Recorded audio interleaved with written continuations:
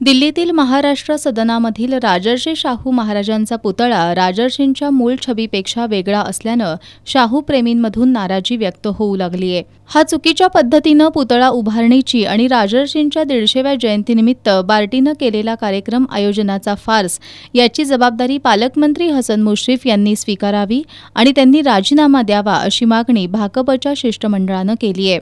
निवासी उपजिल्हाधिकारी संजय तेली यांना या मागणीचं निवेदन सादर करण्यात आलं।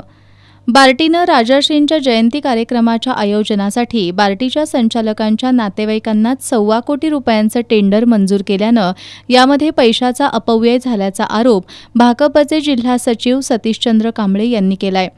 बार्टीच्या वतीनं राजर्षी शाहू जयंतीनिमित्त आयोजित कार्यक्रमातील अनियमिततेची निवृत्त न्यायाधीशांमार्फत चौकशी करण्याची मागणीही यावेळी करण्यात आली।